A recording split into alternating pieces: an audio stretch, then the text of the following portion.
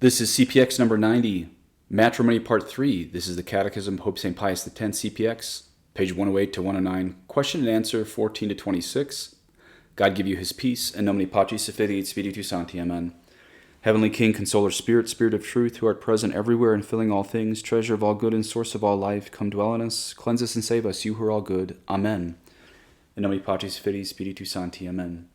So today we're going to be talking about conditions and impediments of marriage. Impediments are the things that can and should stop you from getting married. Now today I'm going to read my commentary within each question and answer, or rather after each question and answer. This way you don't have to listen to all the question and answers a second time. So this is just going to save you some time. Number 14, what is necessary to contract Christian marriage validly? Answer: to contract Christian marriage validly, it is necessary to be free from every dearment, impediment to marriage, and to give consent freely to the marriage contract in the presence of the parish priest or a priest delegated by him, and of two witnesses. Okay, a little commentary here. Freedom is the huge thing you have to have in your engagement as you approach the altar of marriage. And this means freedom from coercion, freedom from addictions, freedom mentally, as in being in your right mind. In fact, except for very odd reasons of annulments, like, you accidentally married your cousin, we're going to talk about that later.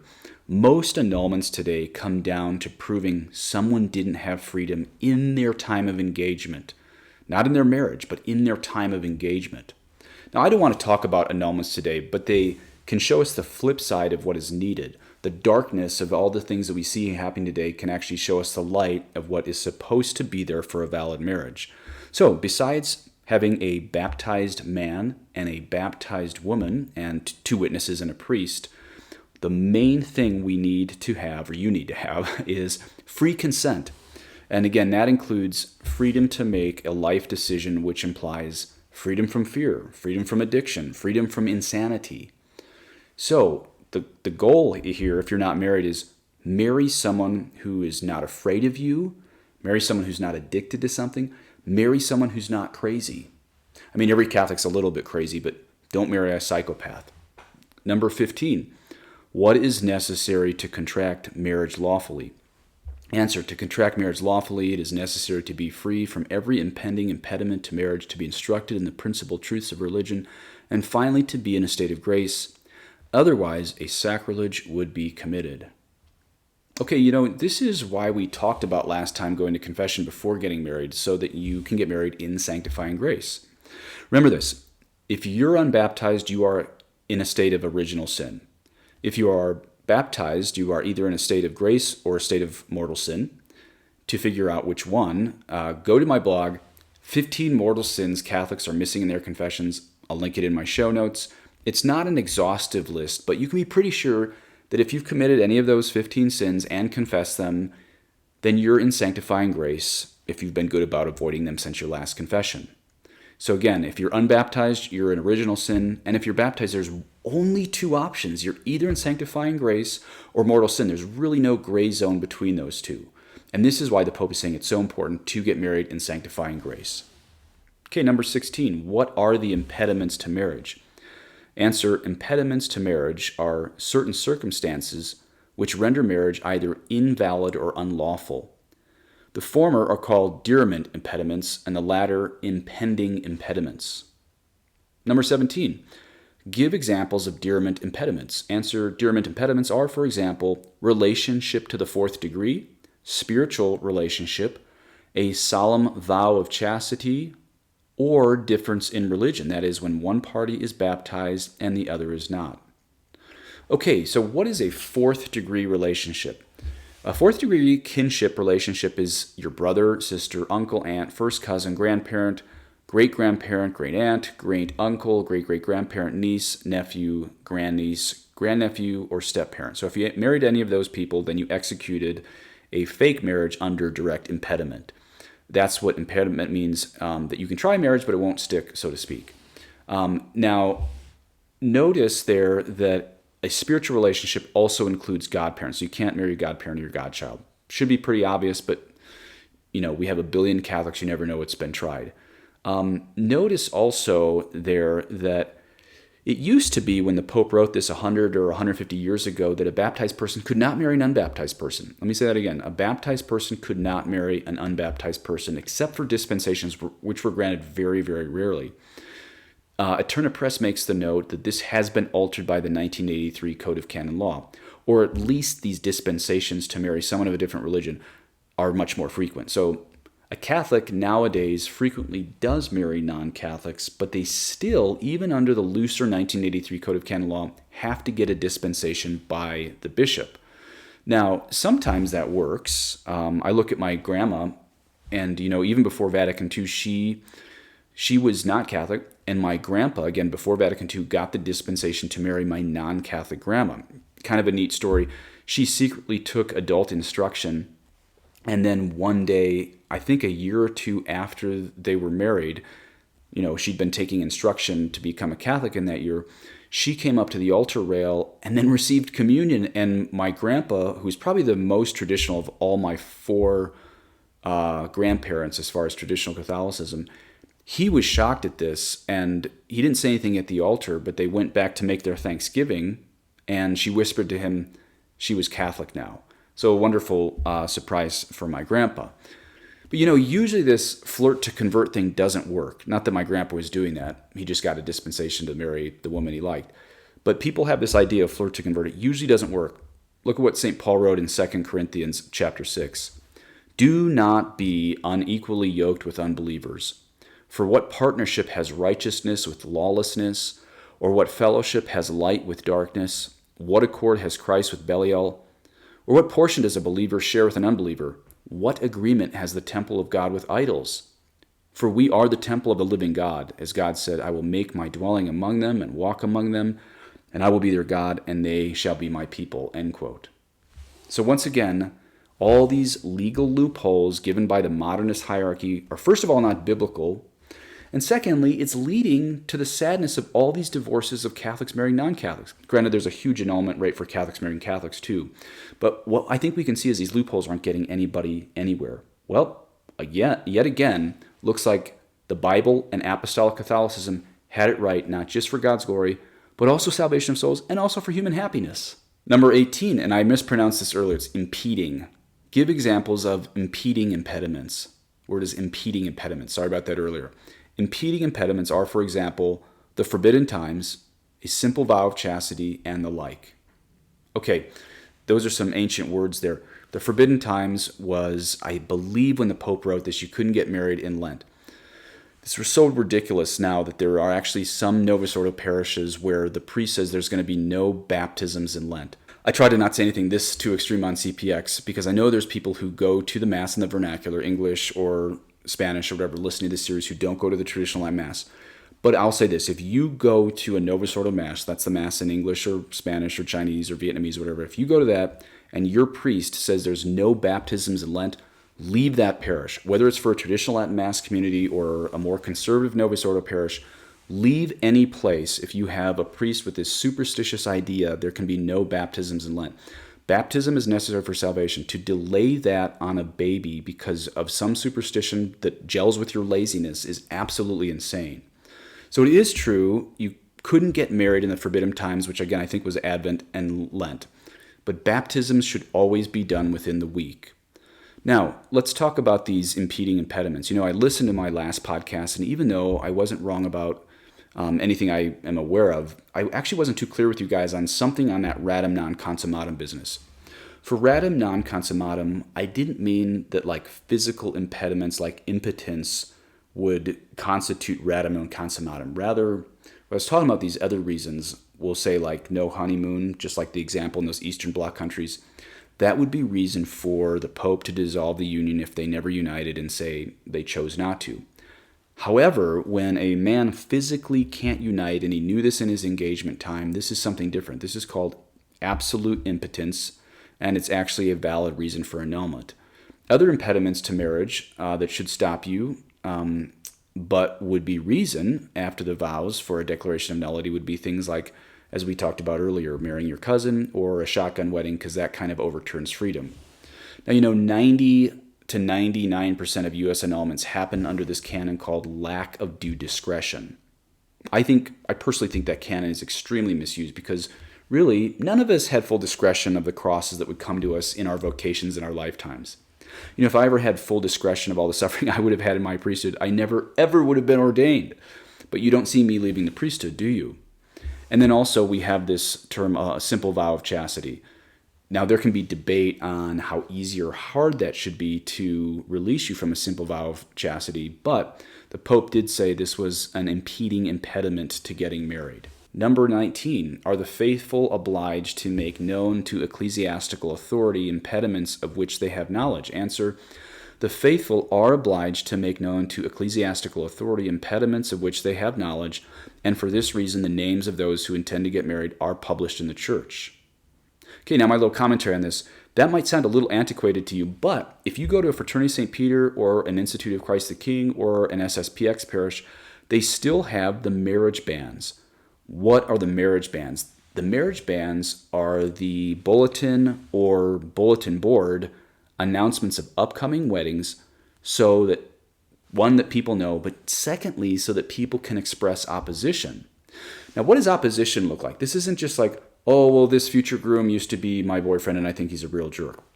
No, it's a lot bigger than that. It's like if this person was already married in another city, then if you know about that, you're obliged to go tell your parish priest. Why? Because you can only get married once, and if this person's trying it a second time, it's going to be a fake marriage, and a marriage is a public thing, so it'd be a public scandal. So this is why you have to bring it. And it's really a great idea to have these marriage bans. These aren't to embarrass people, but because since marriage is a public event, and because, again, a fake marriage can cause public scandal, the prevention of that scandal has to be public. Hence, the marriage bans that you will find at traditional Latin Mass parishes. Now, of course, movies have that silly scene where the minister says, if anyone knows any reason why these two should not be wed, let him speak now or forever hold his peace. Okay, we never had that in the wedding mass, the marriage mass, or rather the vows in the traditional Latin Mass just happened before a high mass, or low mass, or just vows. So as you hear the wedding banns, if you know, for example, that the future groom is a religious brother still under vows, then you are obliged, as the Pope said, to make known to ecclesiastical authority impediments which you have knowledge of. Number 20, who has the power to regulate impediments to marriage, to dispense from them, and to judge the validity of Christian marriage? Answer, the Church alone has power to regulate impediments to marriage, to judge of the validity of marriage among Christians, and to dispense from the impediments which she has placed.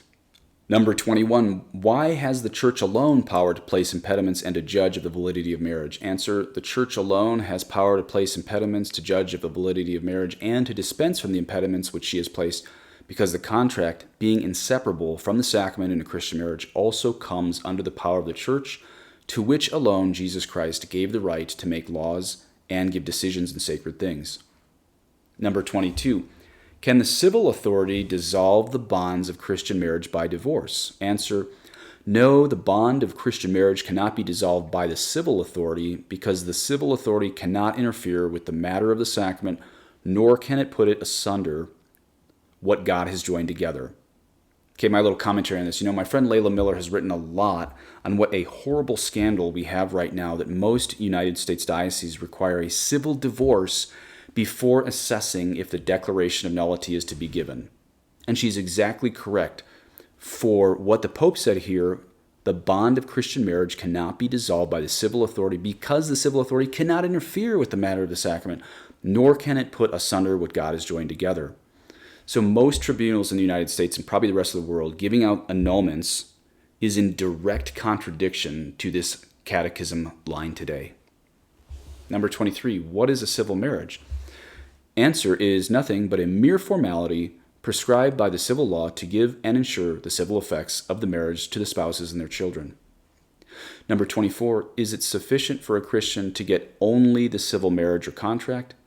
Answer, for a Christian, it is not sufficient to get only the civil contract because it is not a sacrament and therefore not a true marriage. Number 25, in what condition would the spouses be who would live together united only by a civil marriage? Answer, spouses who would live together united by only a civil marriage would be in a habitual state of mortal sin, and their union would always be illegitimate in the sight of God and of the Church. Okay, so a little commentary from me. How do you get out of this? Well, You can, and it's called a convalidation. The correct term to move two Catholics who have a civil marriage to a sacramental marriage, the right term is not to bless that marriage. You can't bless something that's already sinful, but you can convalidate the civil vows to then become valid in the eyes of God by first going to confession and then making these vows again before a priest in a church. Now, most dioceses are pretty quick to convalidate a marriage, and I actually think this is a good idea. You probably thought I was going to rip on that too. That's actually a good idea, because if this couple who is Catholic and they've only been married, say, by a justice of the peace, they already have kids, then yeah, we should move fast to get the parents out of sin and get those vows galvanized before God. So again, a convalidation is just when, for example, two Catholics got married by, say, a justice of the peace, but never in the church. Then maybe later they have this conversion and they want to get that civil union blessed by God, galvanized before God. Well, remember, the church doesn't recognize that civil union. That's why the Pope said they'd be living in mortal sin. Then they get married in the church, and that's convalidation. Now, if you do this, make sure you confess getting married without the church, that you got married without the church in the first place. Confess that before your wedding day. You know, I've done convalidation ceremonies before. They can be done in 15 to 30 minutes if you don't have the Mass. It's nice to have a Mass, but you can't have all those people there because it's kind of misleading what's actually happened. You can have a couple witnesses, but you actually don't need a Mass. You can have a 15-minute ceremony to bring that civil union to a sacramental marriage in this thing we call convalidation. Number 26, should we also get the civil marriage? Answer, we should perform the civil marriage because though it is not a sacrament, it provides the spouses and their children with the civil effects of conjugal society. For this reason, the ecclesiastical authority, as a general rule, allows the religious marriage only after the formalities prescribed by the civil authorities have been accomplished. Okay, so the Eterna Press adds their own little note here. They say, in many countries, especially English-speaking countries, the civil authority acknowledges the religious marriage and gives it the civil effects. Thus, there is no need of a separate ceremony. However, the states often add certain requirements and formalities which should be observed.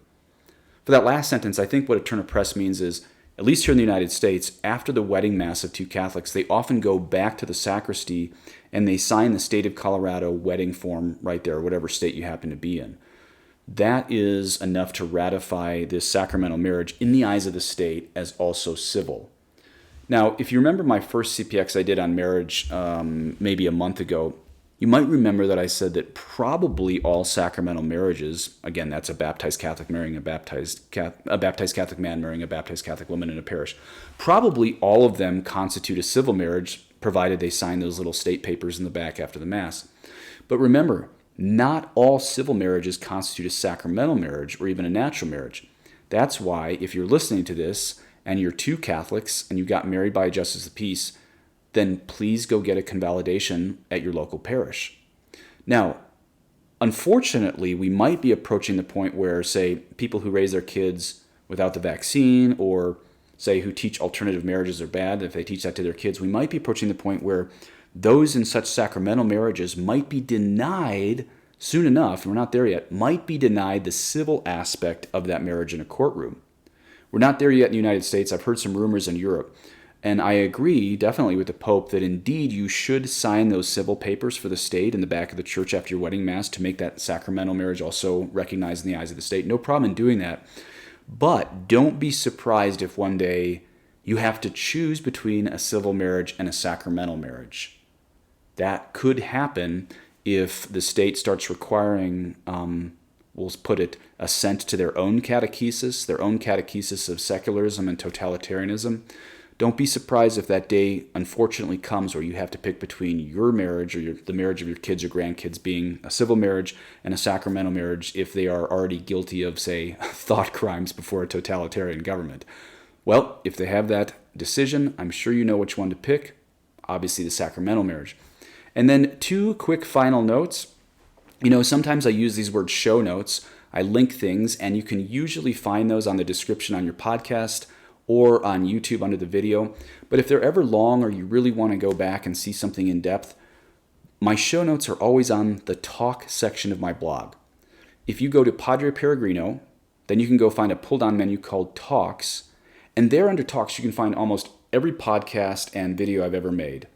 Again, just go to the pull-down menu called Talks. Also, final note here, all of my videos are also on BitChute. If you Google BitChute Padre Peregrino, and now I'm on Rumble. But you have to Google on Rumble Nixdave, Nixdave, one word. It's important to know about my BitChute and my Rumble, because if I'm ever deplatformed on YouTube, that is where you can find me. Thank you very, very, very much to all of my benefactors, spiritual and material. Please say an Our Father for me. Et benedictio Dei omnipotentis, Patris et Filii et Spiritus Sancti, descendet super vos et mani et semper. Amen.